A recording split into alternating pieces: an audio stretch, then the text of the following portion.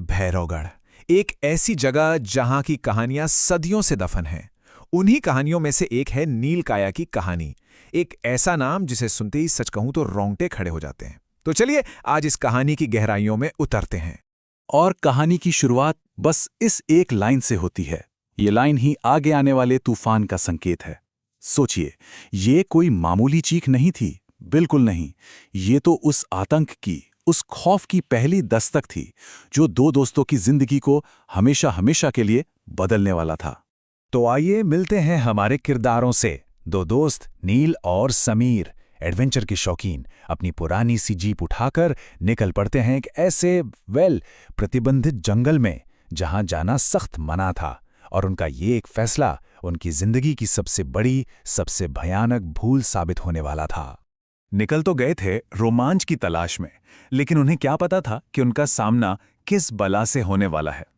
सब कुछ ठीक था और फिर अचानक गाड़ी के बोनेट पर एक जोरदार छपाक की आवाज आती है और अगले ही पल विंडशील्ड पर गाढ़ा काला खून फैल जाता है। समझ लीजिए, बस यहीं से उस खौफनाक रात का असली खेल शुरू होता है। अब सोचिए उनकी हालत। हमला इतना अचानक और इतना खौफनाक था, घबराहट में उन्होंने जैसे ही वाइपर चलाया, वो खून और फैल गया। और तभी कांच के उस पार अंधेरे में दो पीली आंखें चमकी। एक पल के लिए सब कुछ शांत, और फिर खचाक, विंडशील्ड चकनाचूर हो गया। अंदर आया एक नीला झुर्रियों वाला हाथ, जिसके नाखून लोहे जैसे मजबूत थे। ये थी उनकी पहली मुलाकात नीलकाया से। तो सवाल ये उठता है, आखिर ये चीज थी क्या? किसने हमला किया था उन पर? देखिए, कहानी साफ करती है कि ये कोई आम जानवर बिल्कुल नहीं था। ये था भैरवगढ़ का वो प्राचीन अभिशाप जिसे लोग नीलकाया के नाम से जानते हैं। तो नीलकाया है क्या? ये एक राक्षसी है, एक नीली चमड़ी वाली चुड़ैल, जिसकी आंखें पीली हैं और नाखून जैसे लोहे के बने हों। और इसकी भूख इंसानी मांस। इतना ही नहीं, इसकी लार यानी सलाइवा तेजाब जैसी है। और इसकी एक ही कमजोरी, वो है आग। मतलब साफ है, हमारे किरदार एक ऐसे दुश्मन से टकरा गए थे जो लगभग अजेय था। और फिर वो कहती है, बहुत समय हो गया मेरे नाखूनों ने किसी गर्म मांस को नहीं छुआ। सोच कर देखिए, ये शब्द उसकी सदियों पुरानी भूख को दिखाते हैं। ये सिर्फ एक धमकी नहीं थी, नहीं, ये एक ऐलान था कि उसकी खामोशी तोड़ने की सजा सिर्फ मौत थी।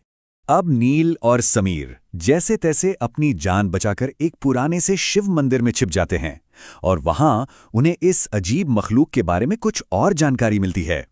वही सब, नीली स्किन, पीली आंखें, तेजाब वाली लार, और हाँ, रफ्तार बिजली से भी तेज।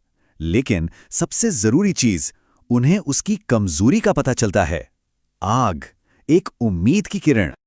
लेकिन ये लड़ाई सिर्फ बाहरी दुश्मन से नहीं थी। कहानी का सबसे भयानक मोड़ तब आता है जब यह खतरा बाहर से उनके अंदर आ जाता है, एक अंदरूनी अभिशाप बन जाता है। बस एक घातक स्पर्श और सब कुछ बदल जाता है। नीलकाया का अभिशाप बड़ा सीधा सा है, लेकिन उतना ही खतरनाक। एक बार अगर उसके नाखूनों ने किसी इंसान को छू लिया, बस जहर फैलना शुरू। पहले त्वचा धीरे धीरे नीली पड़ने लगती है, फिर मांस के लिए एक अजीब सी, एक अननेचुरल सी भूख जागते हैं, और आखिर में वो इंसान पूरी तरह से उसी की तरह एक राक्षस में बदल जाता है। और यही बेचारे नील के साथ होना शुरू हो जाता है। और ये बदलाव, ये सिर्फ शारीरिक नहीं था, बिल्कुल नहीं। ये तो नील के अंदर जो इंसानियत थी ना, उसका दम तोड़ना था।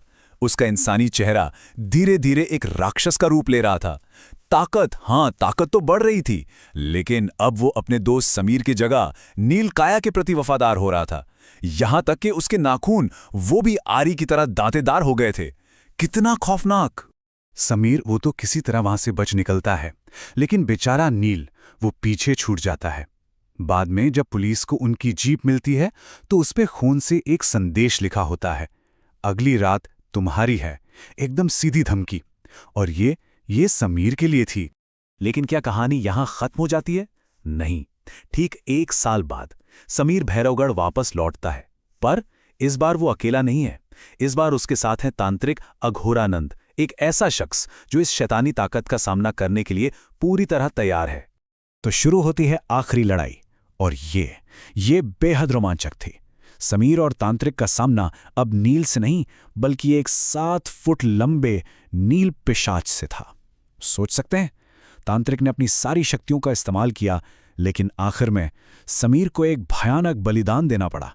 उसे अपने ही दोस्त को खत्म करना पड़ा, और इसके ठीक बाद वो मंदिर जमीन में धंस गया, अपने साथ नीलकाया और तांत्रिक को भी ले गया।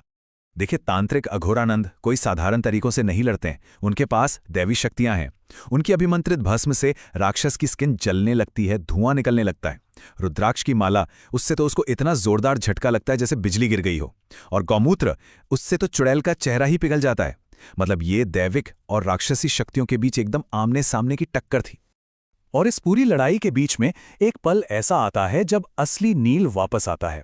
बस एक पल के लिए वो दर्द में है, चीख रहा है और अपने दोस्त समीर से भीख मांगता है कि उसे इस पीड़ा से मुक्त कर दे। सही में ये इस कहानी का सबसे ज्यादा इमोशनल और दुख भरा मोमेंट है।